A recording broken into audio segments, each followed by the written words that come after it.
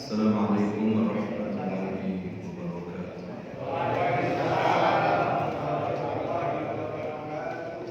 Innal hamdalillah nahmaduhu wa nasta'inuhu wa nastaghfiruh wa natubu ilayhi wa na'udzu billahi min shururi anfusina wa sayyiati a'malina.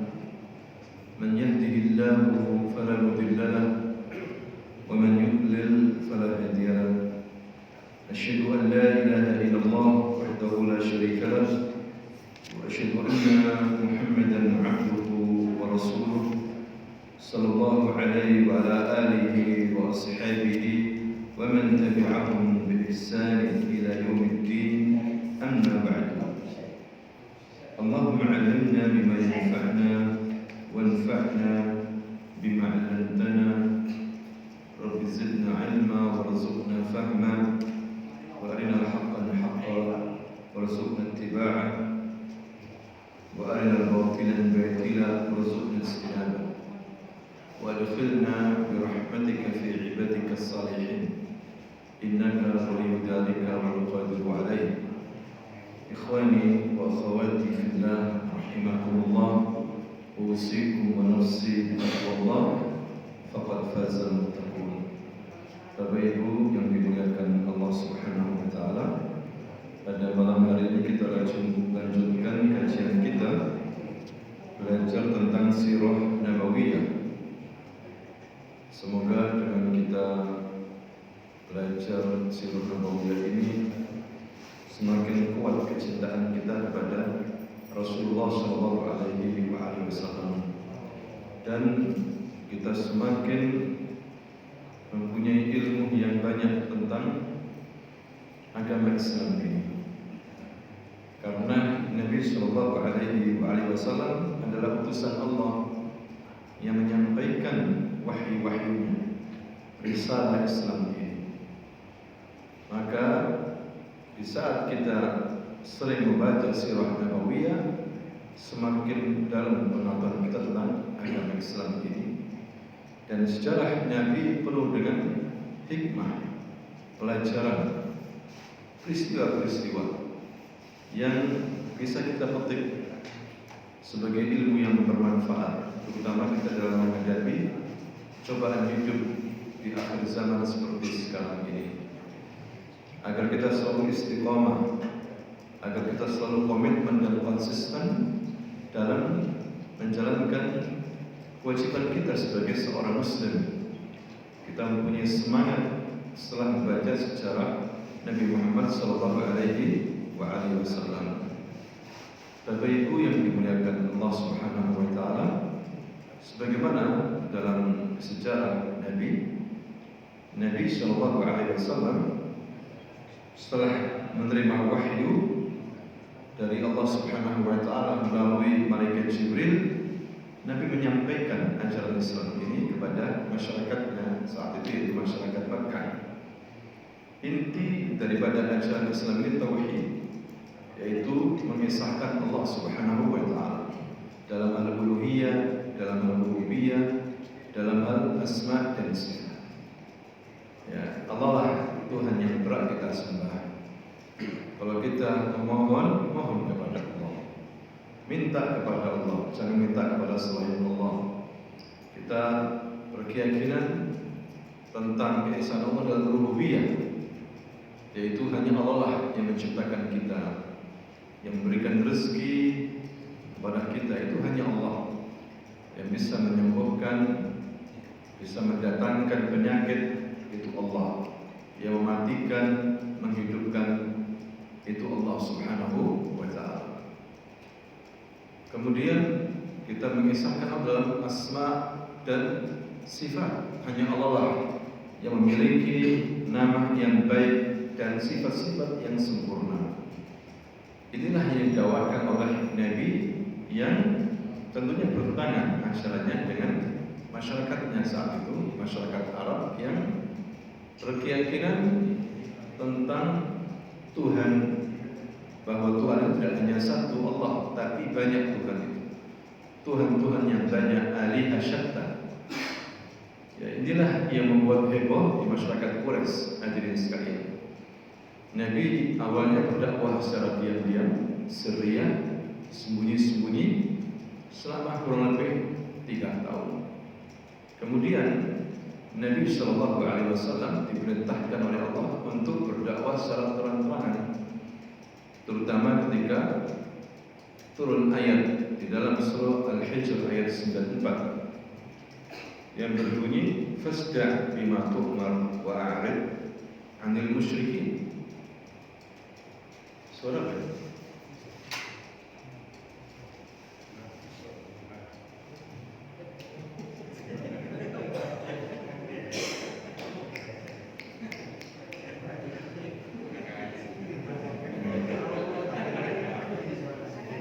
Supaya nggak masuk suara yang lainnya ya.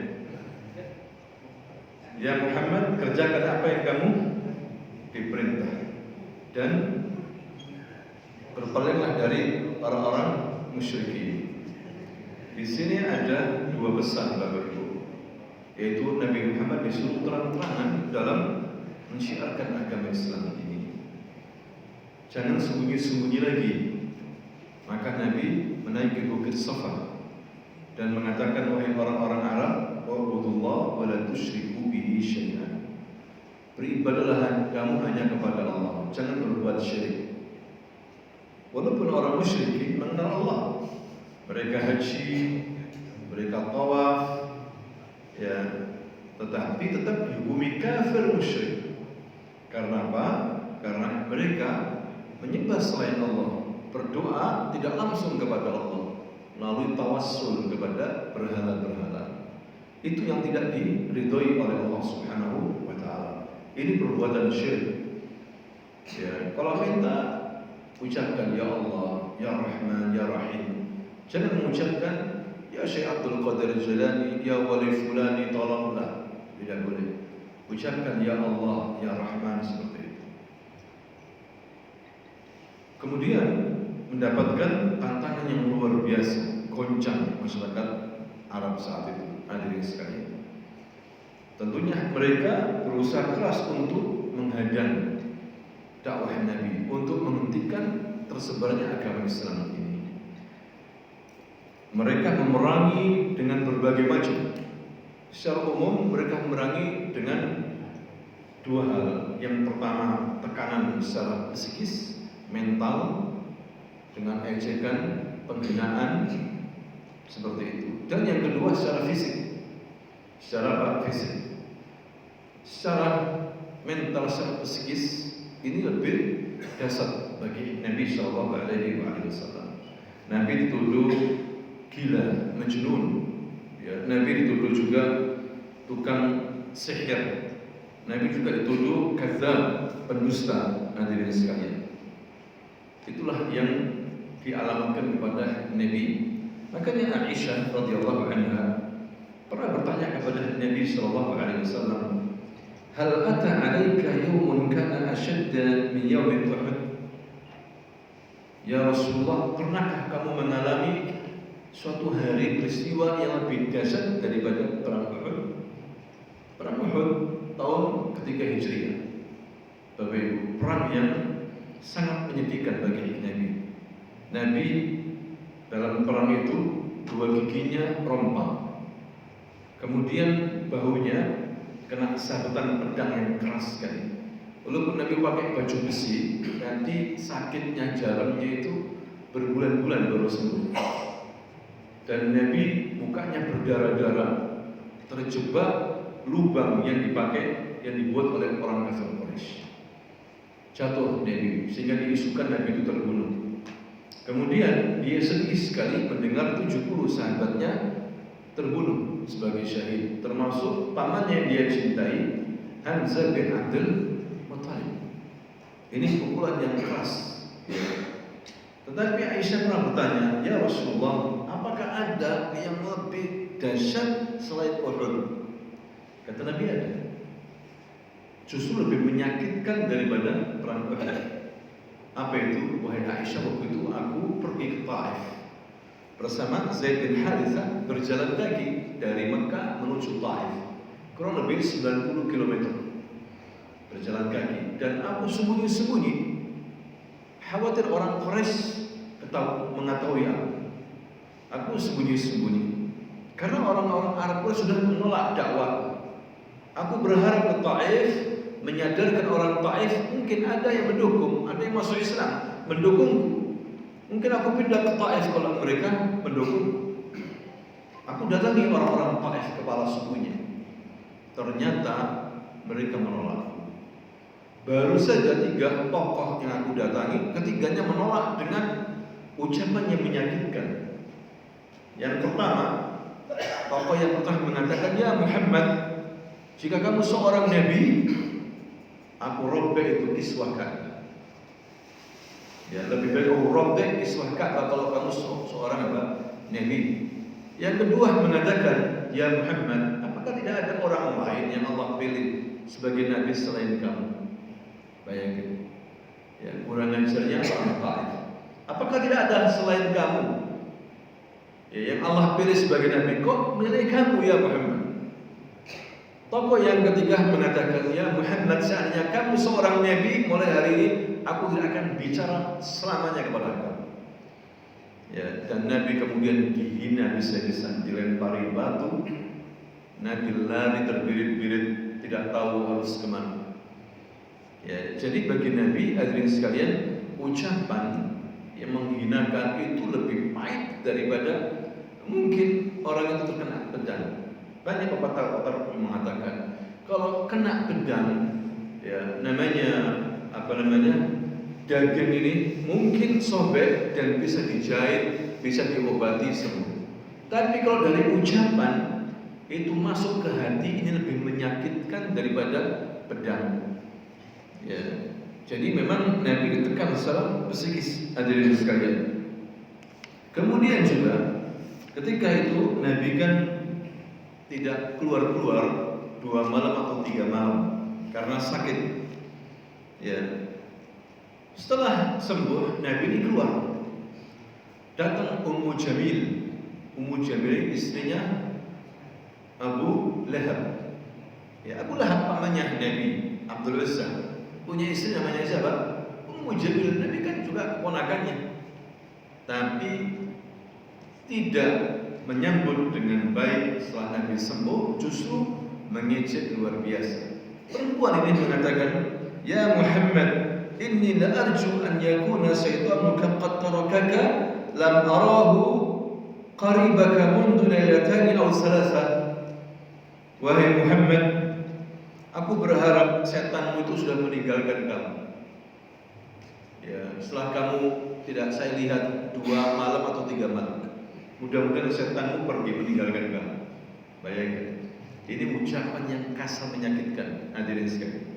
Bagi Nabi itu lebih menyakitkan. Ya. Makanya kita ini disuruh apa? Hati-hati dalam berbicara. Jangan melampaui batas dalam apa? Berbicara. Karena terkadang kalimat-kalimat yang keluar ini mungkin menyakitkan saudara kita, lebih sakit daripada secara fisik mungkin. Seperti itu. Ini diantara celaan yang dialami oleh Nabi, hadirin sekalian. Begitu juga Abu Jahal. Cerita lain, Abu Jahal, Bapak Ibu, Amr bin Hisham itu pernah mendengar Nabi membacakan ayat masalah pohon zakum yang dimakan oleh penduduk neraka Jahannam. Ya, Abu Jahal kemudian mengumpulkan orang-orang Quraisy. Wahai orang-orang Quraisy, hal tadruna ma syajaratuz zakum allati yukhawifukum biha Muhammad? Wahai orang Quraisy, apa itu pohon zakum itu yang Muhammad selama ini menakut-nakuti kalian dengan pohon zakum itu? Orang Quraisy mengatakan, kita tidak tahu apa itu pohon zakum. Maka Abu Jahal mengatakan, mungkin yang dikatakan Muhammad pohon zakum itu Ajwa Yasrib.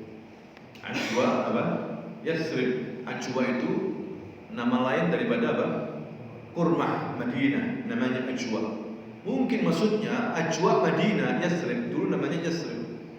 Ya, kalau begitu, kalau hanya Ajwa Yasrib, aku akan beli semuanya. Aku akan makan, gak ada masalah tiap hari. Sombongnya siapa? Abu Jahal.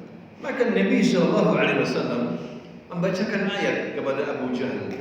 Allah menurunkan ayat dalam surah Ad-Dukhan ayat 43, 46. Inna syajaratal zakum ta'amul athim kalmuhli yaghli fil butun kaghalil hamim.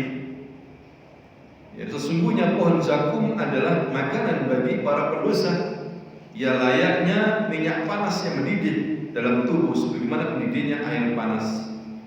Bahkan Nabi SAW mengatakan, walau anna qatratan min az-zakum qutirat, seandainya setetes getah dari zakum jatuh di atas muka bumi ini, la ammarat 'alal ahli al-ard aishahum, maka semuanya akan rusak. Para penghuni bumi ini seluruhnya akan hancur.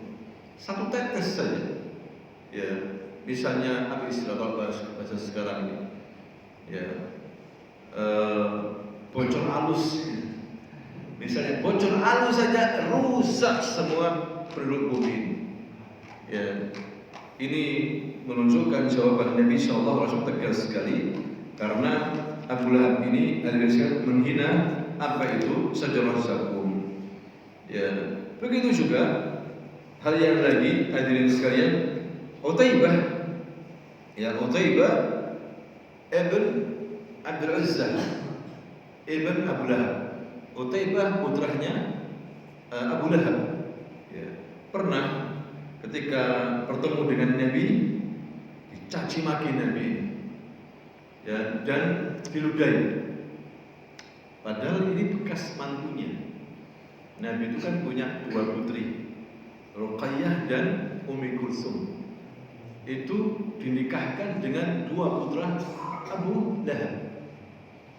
Ya, karena Nabi mensyiarkan agama Islam ini, menyuruh bertauhid, Abu Lahab ini benci luar biasa. Disuruh menceraikan istri-istri daripada anak-anaknya ini. Akhirnya cerai. Ya, dan Utaibah ini yang paling kurang ajar. Ketika lihat Nabi dimaki-maki Nabi dan diludahi, alhamdulillah enggak kena. Nabi mengelak. Kemudian Nabi berdoa, Allahumma sallit alaihi kalban min kalabika atau min kilabika. Ya Allah, ya kuasakan hamba ini dengan satu anjing dari anjingmu. Ya, waktu itu hadirin sekalian, Utaibah pergi ke Syam bersama para saudagar, para pebisnis Arab. Ketika istirahat di Syam, ya, malam hari tiba-tiba ada singa besar sekali berjalan. Orang-orang kaget, tidak mencaplok yang lainnya. Yang dituju adalah Utaibah. Utaibah baru paham, ini singa wallahi akan mencaplok aku. Karena waktu itu Muhammad mengatakan berdoa seperti itu. Gak taunya nih, caplok kepalanya habis. Ya, inilah hukuman bagi orang-orang yang menghina Nabi Shallallahu Alaihi Wasallam. Jadi hadirin sekalian, luar biasa tekanan psikis yang dialami oleh Nabi. Bahkan Abu Jahal pernah mengatakan, ya Muhammad, in kana hadha huwal haq min indik. Wahai Muhammad, jika agama yang ada di sisimu itu benar, ya, fa'amtir alaina hijaratan minas sama' aw itina bi'adzabin alim. Kalau begitu ya Muhammad, turunkan hujan batu dari langit, atau datangkan azab kepada kami jika memang dakwamu itu benar, agama itu benar.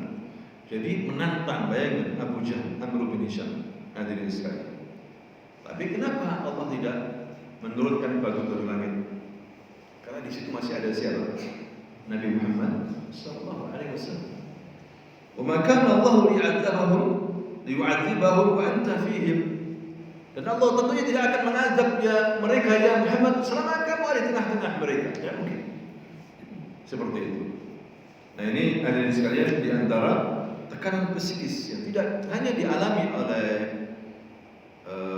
Nabi Sallallahu Alaihi Wasallam, juga dialami oleh sahabat-sahabatnya yang masuk Islam saat itu, seperti Sa'ad bin Abi Waqqas. Sa'ad bin Abi Waqqas adalah seorang sahabat yang terkenal dengan baktinya kepada ibunya. Ketika dia masuk Islam, ibunya ini gak setuju, ya, dan mulai membuat masalah.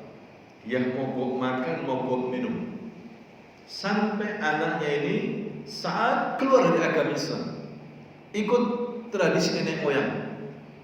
Hadirin sekalian, dan dia lakukan sampai badannya kurus, hampir mau mati.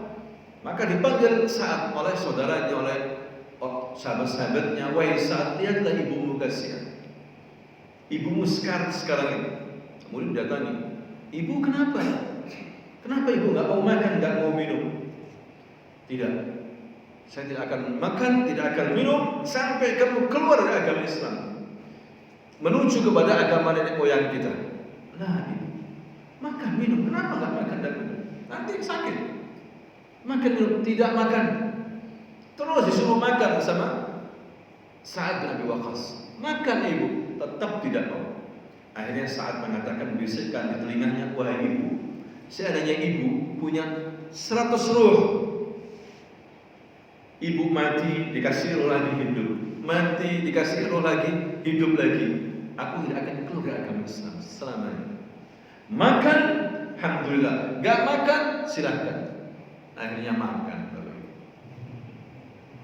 Ya, terserah. Ya, seperti itu. Lihat kuatnya keyakinan para sahabat saat itu. Daripada keluar dari agama Islam, ya silahkan, mau mati silahkan. Ya, di sini kemudian Allah menurunkan firman Allah dalam surah Luqman ayat 15, wa in jahadaka ala an tusyrika bi ma laysa laka bi 'ilm fala tuti'huma wa sahibhuma fid dunya ma'rufa. Dan jika keduanya memaksa kamu untuk menyekutukan denganku sesuatu yang tidak kamu punya ilmu tentang itu, maka janganlah kamu mengikuti keduanya. Tapi tetap pergauli keduanya di dunia ini dengan baik. Ya, tidak boleh mengikuti kekafiran, tapi tetap menggauli orang tua dengan cara yang baik. Jadi ditunjukkan oleh Sa'ad bin Mu'adz. Contoh lagi Bapak Ibu, tekanan secara psikis, mental yang dialami oleh sahabat lain namanya Mus'ab bin Umair. Mus'ab bin Umair adalah seorang pemuda yang ganteng, orang kaya, ibunya orang kaya, dan ibunya selalu memberikan pakaian yang bagus, uang yang banyak, minyak wangi, perawatan kalau bahasa kita, sampai gadis-gadis Mekah menginginkan nikah sama siapa? Mus'ab bin Umair. Baju-bajunya sudah impor. Luar biasa Mus'ab bin Umair. Ketika dia masuk Islam, diboikot sama ibunya, diambil seluruh uangnya, diambil seluruh bajunya. Dia nggak punya baju kecuali kain yang selimut yang ditaruh di badannya. Kesana kemari, tidak punya apa-apa, sampai kulitnya mulai hitam.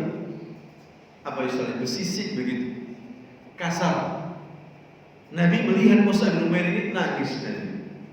Kasihan Mus'ab bin, dulu masya Allah pemuda yang ganteng bersih, diminati oleh cewek-cewek daripada Mekah, tapi sekarang kasihan. Tapi tetap dia istiqamah, diajari Nabi agama, dibacakan Al-Quran, dia sadar, ya tidak kemudian keluar dari agama Islam. Hadirin sekalian, dan itu yang terjadi pada Mus'ab bin Umair, sampai kemudian Mus'ab ini, hadirin sekalian, sebagai utusan Nabi ke Madinah, dan akhirnya meninggal sebagai syahid pada waktu perang Uhud. Ya, pada waktu perang Uhud. Meninggalnya pun kasihan juga. Semua syuhada yang mati-mati syahid sudah dapat kain kafan, kecuali Mus'ab. Mus'ab dapatnya separuh. Apabila ditutupi kepalanya, kakinya terbuka. Apabila ditarik ke kakinya, kepalanya terbuka. Jadi kepalanya ditutupi oleh Nabi, kakinya ditutupi dengan daun-daun edkhir yang ada di padang pasir. Para sahabat juga menangis, kasihan orang. Dulu masya Allah bajunya banyak, ya mati ternyata kain kafan pun nggak cukup bagi dia. Nah, itu yang terjadi pada Mus'ab bin Umair. Hadirin sekalian, Nabi juga mendapatkan tantangan yang lain, yaitu apa? Mereka menantang dengan mukjizat Nabi Shallallahu Alaihi Wasallam. Jadi hadirin sekalian, orang-orang kafir Quraisy ini sebetulnya tidak menentang apa yang Nabi bawa tentang agama Islam. Bahkan tokoh Quraisy namanya Al-Walid bin Mughirah, ayahnya Khalid bin Walid, itu orang yang ahli syair, orang kaya. Ya, mereka tidak menentang apa yang dibawa oleh Nabi. Mereka faham apa yang dibawa oleh Nabi ini hak. Cuma masalahnya apa? Masalahnya hadirin sekalian, masalahnya adalah mereka itu fanatisme golongan atau lebih mengikuti nenek moyang daripada apa? Kebenaran itu sendiri. Ya. Lebih mengikuti tradisi berlebihan. Seperti Al-Walid bin Mughirah waktu itu mengumpulkan orang-orang Quraisy. Wahai orang-orang Quraisy, sebentar lagi ini musim haji. Muhammad ini kalau musim haji mendatangi orang-orang Arab yang datang dari luar Mekah dan menawarkan Islam. Kita khawatir mereka akan masuk Islam. Kita harus satukan barisan. Bagaimana kita mengatakan kepada Muhammad satu sebutan saja. Jangan sampai kita berbeda-beda, kita malu nanti. Mereka mengatakan, iya Al-Walid, kira-kira apa? Kita katakan kepada Muhammad, kamu lebih tahu daripada saya, daripada kita ini. Kamu dulu, kalian dulu, nanti saya nilai. Baik, bagaimana kalau kita katakan Muhammad ini majnun, gila? La, Muhammad bukan gila. Kita tahu orang gila ya, bagaimana ngomongnya ngaco. Ya, gak karu-karuan kalau ngomong. Terus gimana? Bagaimana kalau kita katakan Muhammad ini kahin, dukun? Lah, Muhammad bukan dukun. Aku tahu dukun. Bagaimana jambi-jambinya? Aku tahu model dukun. Ini Muhammad bukan dukun. Terus apa? Bagaimana kalau kita katakan Muhammad syair? Orang yang pintar apa? Syair. Lah, Muhammad bukan tukang syair. Saya tahu syair. Bait-bait syair, ya macam-macam syair. Saya tahu persis. Ini lebih daripada syair. Katanya siapa ini? Al-Walid. Ini lebih daripada syair. Karena orang Arab saat itu berada dalam puncak kefasihan bahasa Arab. Ini apa yang dibawa Nabi mengalahkan syair mereka. Aku tahu ini lebih daripada syair. Tahu apa yang dikatakan Muhammad ini? Innahu musmir, seperti pohon yang berbuah. Wa innahu lahalawa, dan ada manisnya. Ada manisnya. Ini kesimpulan siapa? Al-Walid. Ayat-ayat yang dibaca ini didengar dengan baik oleh Al-Walid. Padahal ini orang kafir Quraisy. Ini manis. Ini seperti buah menjulang tinggi seperti pohon kurma. Luar biasa. Ini kesimpulannya Al-Walid tentang apa? Al-Quran, Bapak Ibu. Jadi kira-kira apa? Kita katakan Muhammad. Bagaimana kalau kita katakan sahir? Sahir itu apa? Tukang sihir. Dia mulai berpikir, lah bukan sihir. Saya tahu orang tukang sihir itu. Muhammad bukan sihir dan tidak pernah menyihir orang Muhammad. Terus apa ya Al-Walid? Sebentar, berikan saya waktu. Dia mikir, nggak ada aib pada diri Nabi Muhammad kecuali kesempurnaan. Akhirnya dia mengatakan apa? Kalau begitu sihir aja lah. Kalau begitu dia tukang sihir aja. Kita katakan seperti itu. Ya, ini kurang ajarnya. Sudah tahu kebenaran tapi menolak. Karena lebih kuat dengan apa? Tradisi. Ya, bahaya sekali. Ya kalau tradisi baik, tradisi gak baik. Makanya Nabi itu dikatakan sobek oleh mereka. Apa itu sobek? Sobek itu meninggalkan tradisi nenek moyangnya. Nabi meninggalkan tradisi moyangnya, yaitu menyembah berhala. Nabi tidak mau. Maka dikatakan sobek. Makanya Islam bukan tradisi. Kalau ada yang mengatakan tradisi Islam, itu keliru dalam bahasa akidah. Islam bukan tradisi. Ada yang mengatakan tradisi Islam, lah. Islam bukan tradisi. Islam agama, Islam wahyu, Islam petunjuk, Islam itu syariat. Kalau tradisi Bapak Ibu itu bisa diterima, bisa ditolak. Tradisinya orang Jawa dengan tradisinya orang Sumatera beda. Orang Jawa disuruh ngikuti tradisinya orang Sumatera, mau enggak? Nah, mau enggak, biasa. Begitu juga orang Sumatera disuruh mengikuti tradisinya orang Jawa, enggak bisa. Seperti itu. Sah-sah aja kalau menolak tradisi. Tapi kalau Islam tidak boleh tolak, harus diterima. Anda orang Jawa, orang Sumatera, orang Kalimantan wajib menerima Islam. Orang Arab, non-Arab wajib menerima Islam. Tidak ada pilihan lain. Harus menerima. Kalau tidak, Anda celaka. Seperti itu. Ya. Nabi dikatakan meninggalkan apa? Tradisi. Makanya jangan berlebihan dengan tradisi. Akhirnya tidak mendapatkan hidayah mereka itu. Berlebihan dalam fanatik terhadap kesukuan. Misalnya Abu Jahal, Amr bin Hisham, tokoh Arab. Dia berasal dari suku Mahzul. Ayahnya Hisham, tokoh suku Mahzul. Dia mengatakan, Abu Jahal ini, kita ini suku Mahzul selalu bersaing dengan Bani Hashim, sukunya Nabi Muhammad SAW. Kalau Bani Hashim memberikan makanan kepada orang haji, kita memberikan makanan. Kalau Bani Hashim memberikan minum kepada orang haji, kita memberikan minum. Kalau Bani Hashim mengadakan sesuatu, kita juga mengadakan. Kita pokoknya bersaing. Tapi tiba-tiba mereka mengatakan, ada di antara kita yang jadi nabi. Dan kita, siapa yang jadi nabi? Wallahi, aku tidak akan percaya saya Muhammad. Tidak akan saya terima Muhammad. Bayangkan. Jadi kefanatikan apa? Suku. Terlalu berlebihan. Hadirin sekalian. Ya. Nah ini yang membuat mereka tidak mendapatkan hidayah. Dan juga sombong. Sombong itu tidak bisa mendapatkan hidayah. Karena sombong. Apa itu hakikat sombong? Nabi mengatakan al-kibru batrul haq wa ghamtun nas. Sombong itu adalah menolak kebenaran dan menghina apa? Manusia. Itu sombong. Sudah tahu benar ini sunnah Nabi, ini hadisnya, tidak mau menerima. Ya. Sudah tahu ini tidak benar, tradisi tetap dilakukan. Karena ini tradisi walimah ini walimah, sudah tahu nggak ada dasarnya, tetap dilakukan. Hadirin sekalian, ini bahaya.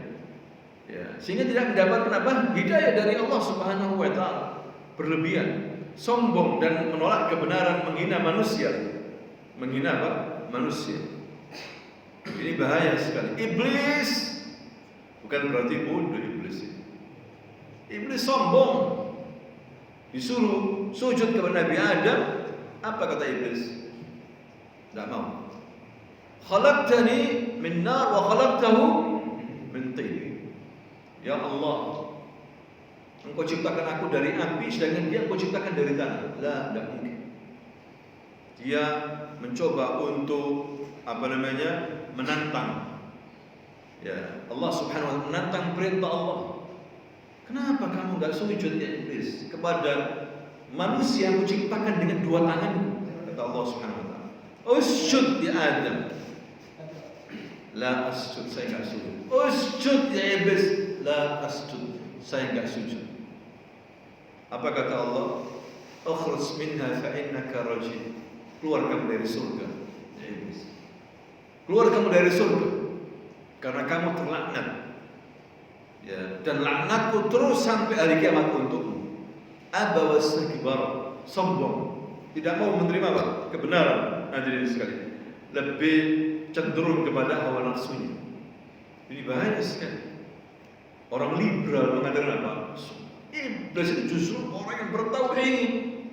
Dia tidak mau sujud kecuali hanya kepada Allah. Bingung tidak orang? Orang liberal mengatakan begitu. Dia tidak mau sujud kepada Adam.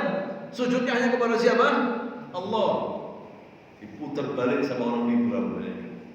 Ini perintah Allah. Di depan Allah. Menantang. Bayangin.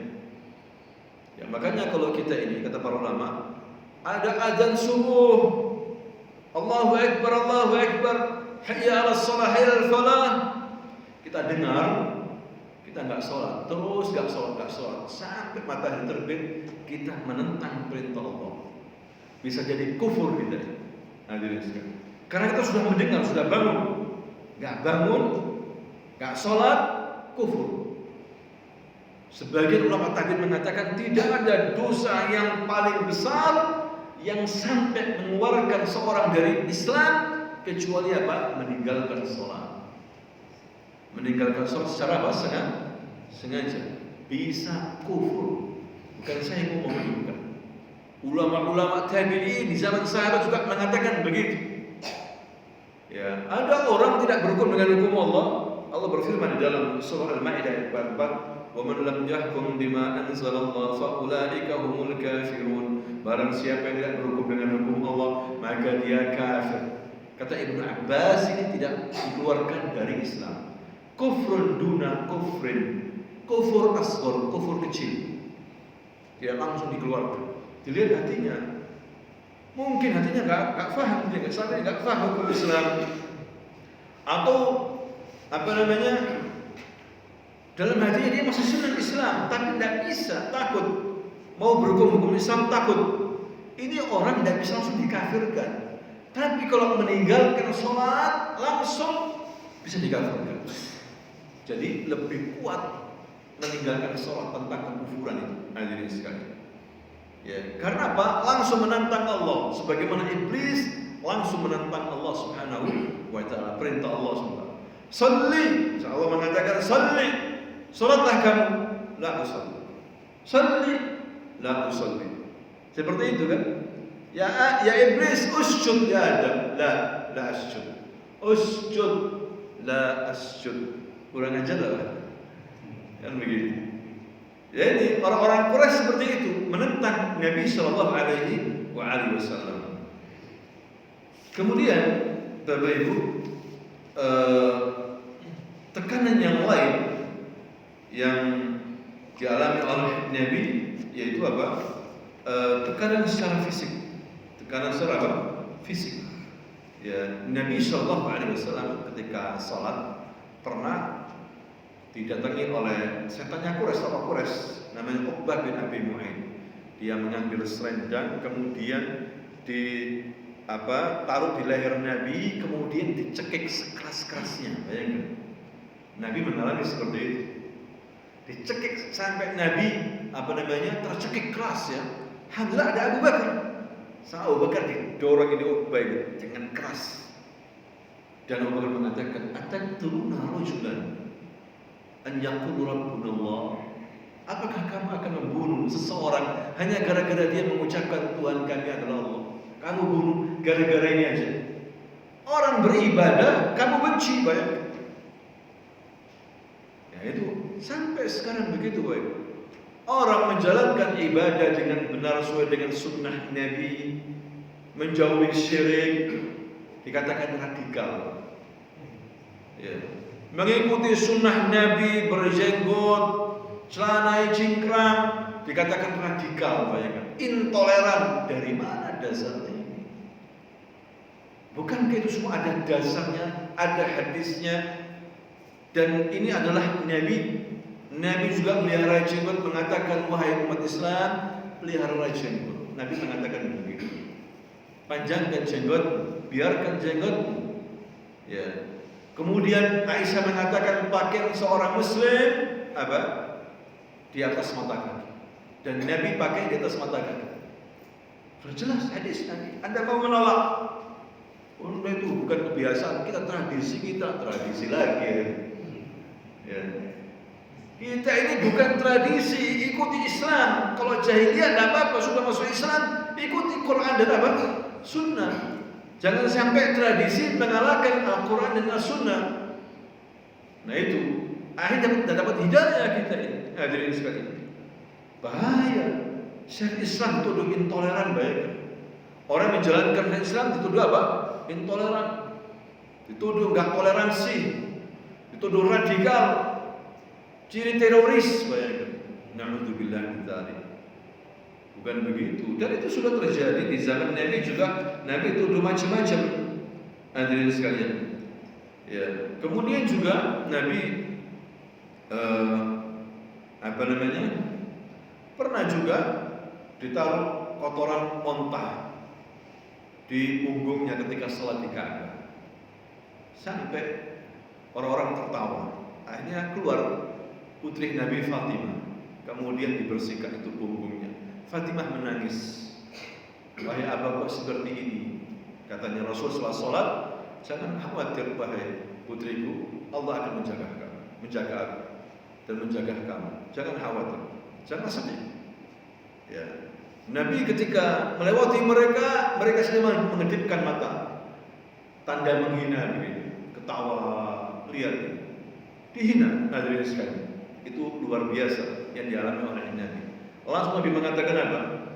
Wahai orang Quraisy, laqad ji'tukum bidzabh. Demi Allah, aku datang dengan apa? Menyembelih kalian suatu hari. Nabi enggak takut, diancam mereka. Langsung mereka melotot. Karena apa? Mereka yakin bahwa apa yang dibawa Nabi itu hak. Hadirin sekalian, benar. Ya. Pernah Nabi SAW waktu di akhir hidupnya Nabi kirim surat ke Romawi, kirim surat ke Persia, kirim surat ke Raja Mesir, ke saat itu, kirim surat ke Romawi misalnya. Tulisannya apa? Bismillahirrahmanirrahim, ya azimar Rum, wahai penguasa Romawi, pembesar Romawi, Heraklius, min Rasulillah sallallahu alaihi wasallam, Muhammad Abdullah wa Rasul, dari Rasulullah Muhammad hamba Allah dan Rasul. Amma ba'du, ad'ukum ila riayatil Islam. Aku ajak kalian semua untuk masuk agama Allah Islam. Aslim taslam. Kalau kamu masuk Islam, kamu akan Islam. Kalau kamu masuk Islam, yu'tika Allah ajraka marratain. Allah akan berikan kamu 2 pahala. Tapi jika kamu berpaling tidak masuk Islam, maka kamu akan bertanggung jawab dirimu dan seluruh rakyat di hadapan Allah. Itu surat Nabi. Nabi juga kirim surat ke Najran. Najran ini orang-orang Nasara yang tinggal di Najran. Najran dulu masuk bagian Yaman, sekarang masuk provinsi Saudi Arabia. Najran. Orang Nasara diajak untuk masuk Islam. Cuma orang Nasara ini masih tidak mau karena mereka menganggap Nabi Isa itu anak Tuhan. Mereka ingin menemui Nabi, datang ke Madinah, uskup-uskupnya, para petinggi-petinggi pendeta-pendeta Nasara, dengan pakai baju kebesarannya, ada emas-emasnya, baju kebesaran, masuk Madinah. Ketika menemui Nabi, Nabi enggak melihat mereka, enggak mau melihat mereka. Nabi tidak mau menyambut mereka sama sekali dengan model seperti itu.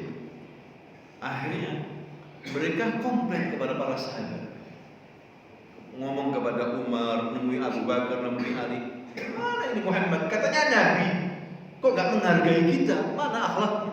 Kita tamu jauh-jauh dari Najran, kok gak disambut? Malahan kita dibiarkan begini. Katanya Ali, wahai para uskup-uskup, begini aja, Nabi Muhammad itu baik, cuma mungkin usul saya, rubah baju kalian, ya, pakai baju yang biasa aja. Jangan pakai baju seperti itu. Kan mereka pakai baju salib, kemudian topi-topinya ininya emas, ya, lambang-lambangnya emas seperti itu. Nah, mungkin Nabi kurang setuju. Kalian pakai baju biasa aja. Mereka nginep di Madinah. Ya sudah, kalau begitu kita akan pakai baju biasa. Akan menemui Muhammad. Muhammad terima tak? Insya Allah menerima, katanya Ali. Akhirnya dirubah bajunya. Ternyata menerima Rasul, disambut dengan baik oleh Rasul. Rasulullah senang, disambut dengan baik. Ketika ditanya, ya Rasul, ada sahabatnya, kenapa kamu kemarin tidak menerima mereka? Iya, karena mereka pakai baju emas, baju kesombongan. Ada setan di antara mereka, makanya saya tidak mau menoleh. Saya tidak mau menemui ada setan-setan.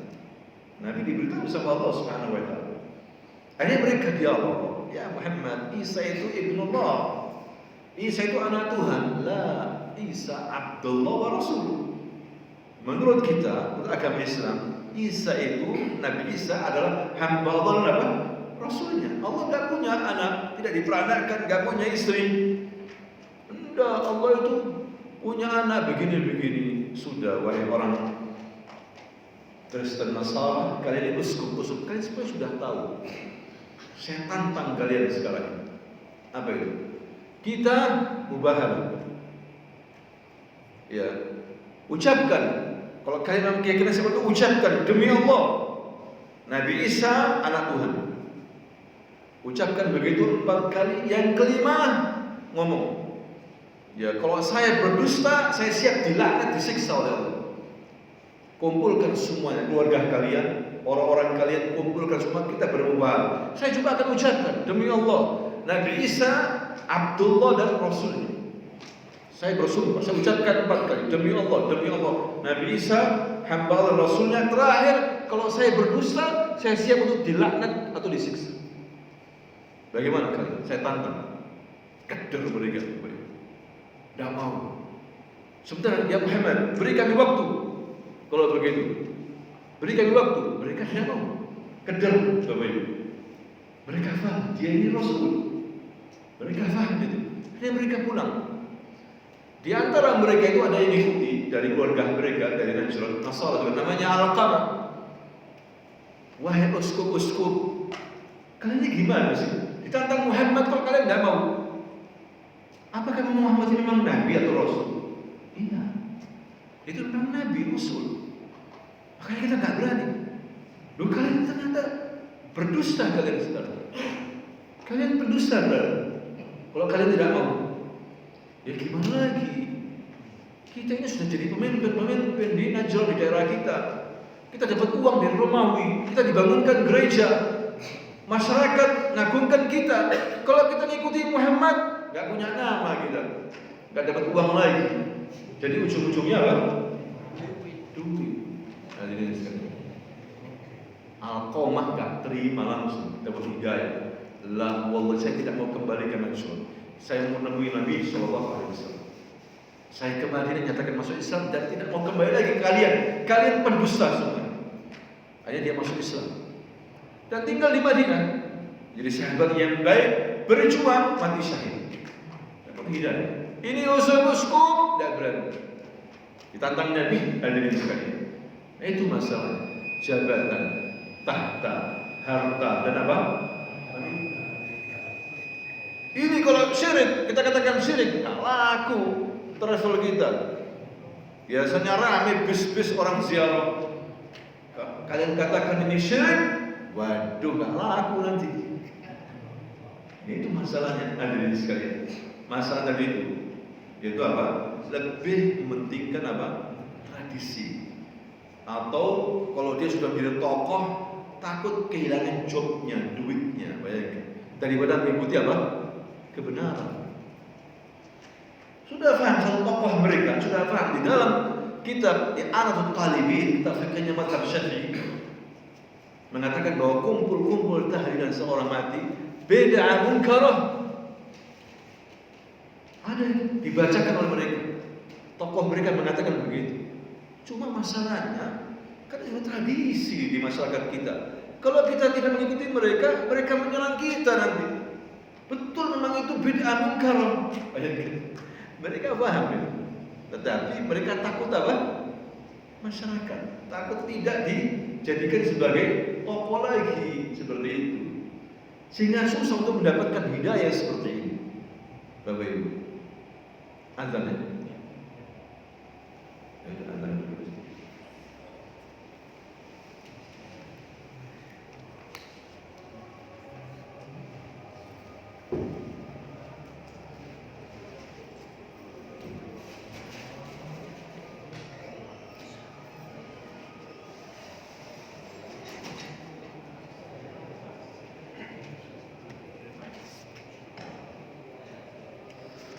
Allahu Akbar.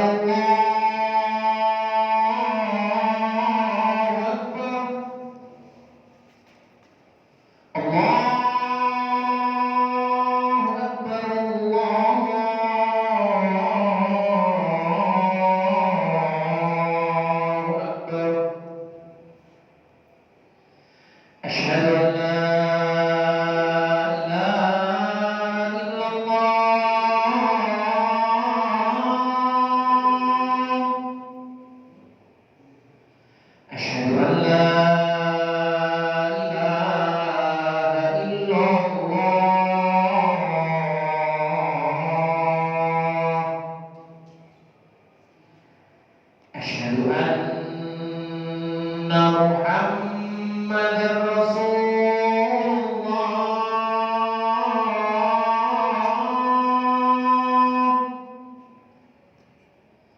أشهد أن محمدًا رسول الله.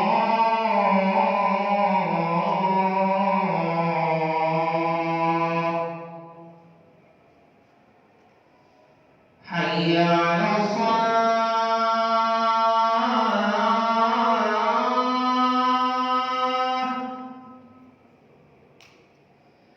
حي على الصلاة.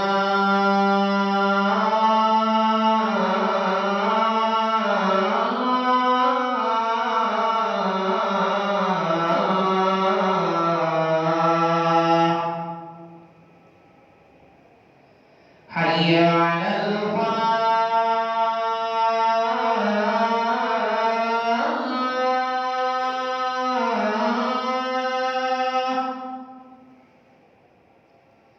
حي على الفلاح.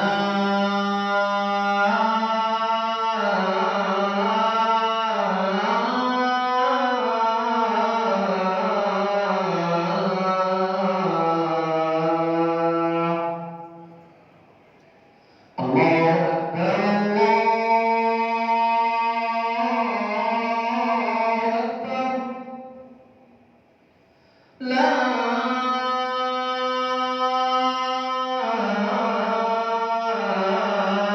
إله إلا الله.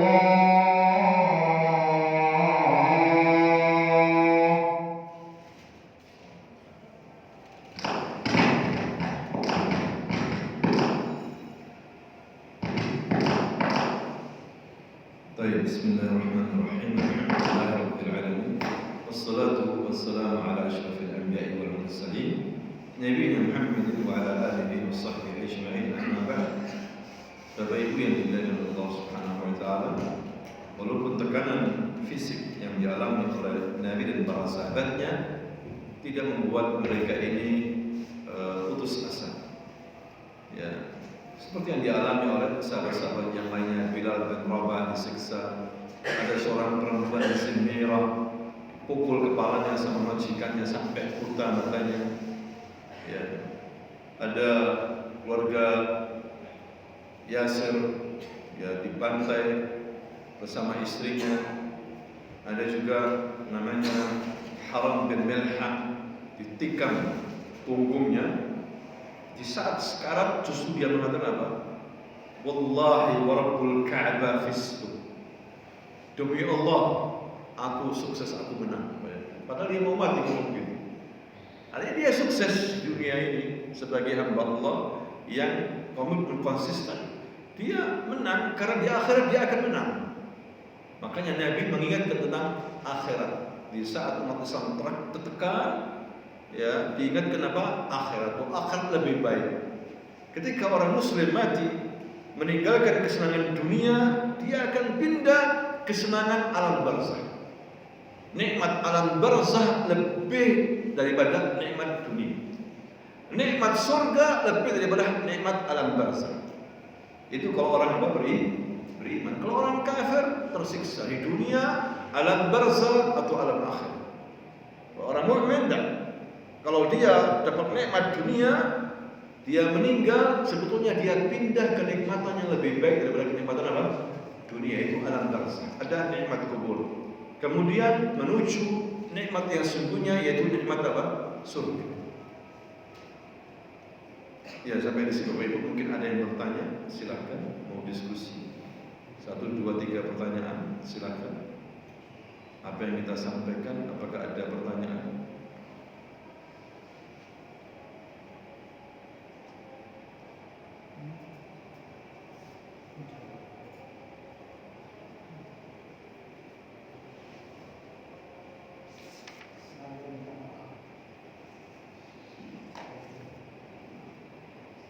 Ada yang bertanya?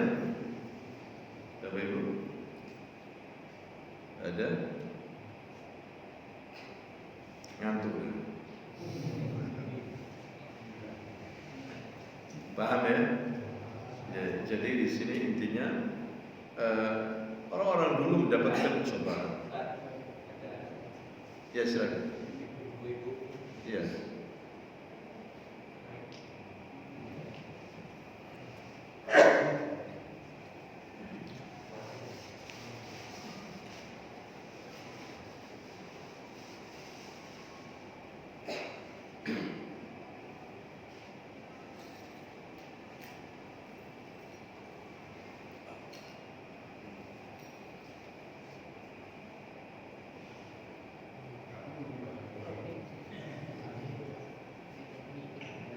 Iya.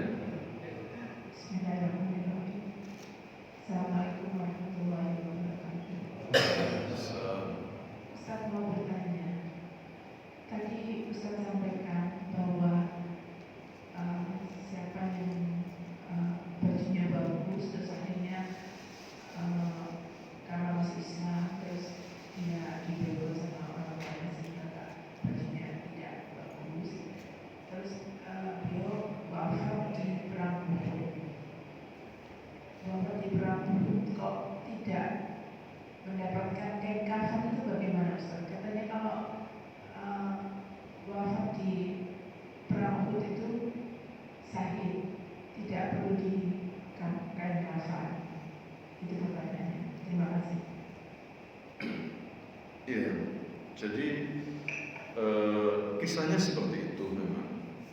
Ya, jadi boleh kalau dalam keadaan darurat orang-orang yang mati syahid dikebumikan sesuai dengan apa? Bajunya. Kalau tidak ada kain apa? Kafan. Tapi kalau kain kafan itu lebih bagus lagi. Ya, karena bisa jadi kondisinya tidak dalam keadaan layak, misalnya seperti itu. Ya, walaupun dia mati syahid. Orang mati syahid itu maksudnya tidak dimandikan, ya, tidak sholatkan seperti itu. Ya, tapi bukan berarti tidak dikain kafani. Beberapa sahabat membawa kain kafan ketika perang, ya, untuk apa? Jenazah sebagai penghormatan terakhir. Seperti itu. Lebih layak seandainya dikasih kain kafan. Jadi orang-orang yang mati syahid tetap dikasih apa? Kain kafan sebagai penghormatan. Tetapi tidak perlu dimandikan, tidak harus dimandikan dengan kain kafan, tidak harus. Yang penting ditutupi badannya. Ya, sebagaimana Nabi menyuruh untuk menutupi mukanya, mungkin ada yang dicincang, karena ada yang dicincang, banyak yang dicincang, sampai tidak ada yang kenal wajah sama sekali. Ya, dihabisi. Ya, ada 70 sabetan pedang, bahkan 90 lebih, seperti yang dialami oleh Ja'far bin Abi Thalib. Yang kenal dia saudaranya, yang lainnya nggak kenal. Karena apa? Hancur badannya, ini hancur. Ya, hancur badannya, dicincang sama orang apa? Kafir. Seperti itu. Nah, sama Nabi dikaitkan nih. Begitu ya, seperti itu. Namanya Mus'ab bin Umair. Ya, jadi tidak ada masalah diberikan kain kafan. Tapi bukan berarti dimandikan atau apa? Disolati. Itu kekhususan daripada orang yang mati di medan jihad. Kalau memang tidak ada, ya sudah. Karena kondisional. Tapi kalau ada itu lebih bagus. Dikasih kain kafan. Wallahu a'lam. Iya, ada lagi?